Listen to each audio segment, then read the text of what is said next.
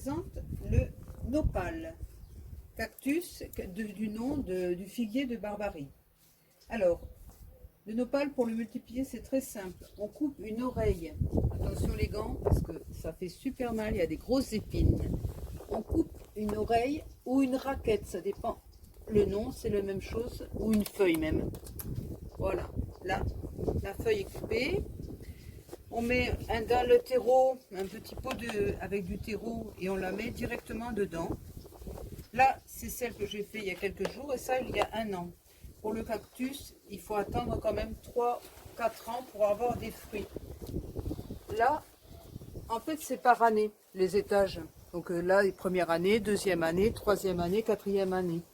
La quatrième année, j'ai eu des fleurs super belles, des fleurs jaunes qui ont donné des figues de Barbarie. Donc voilà une figue de Barbarie que l'on mange bien sûr. Et on peut aussi manger donc ces fameuses raquettes, ces feuilles que je vais vous montrer comment faire pour les manger.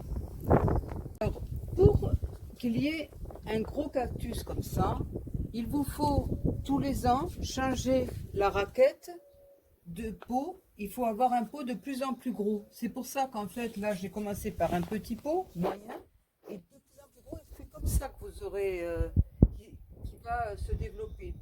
Alors, quand il se développe, on le voit bien, c'est facile, c'est, regardez là tout ça, ça va être des fleurs qui vont donner donc des figues de Barbarie. On le voit bien partout, il s'y plaît. S'il ne s'y plaît pas, votre cactus il fera ni des oreilles ni des fleurs. Donc il commence par faire des oreilles et après il fait des fleurs et des figues. Alors, pour nettoyer la raquette, enlever les grosses épines, en fait la peau s'enlève. On gratte un petit peu et la peau s'enlève toute seule.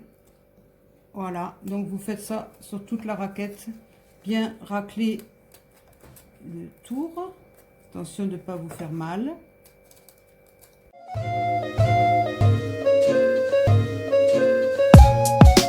Quand la raquette est bien nettoyée des deux côtés, on va la couper en fines lamelles. En fait, ça va faire comme des haricots verts. Voilà.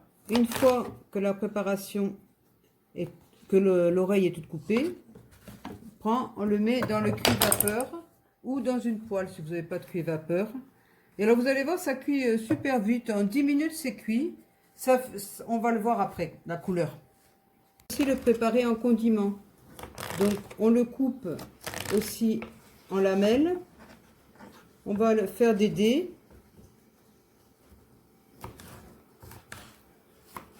Et on va les mettre dans le vinaigre.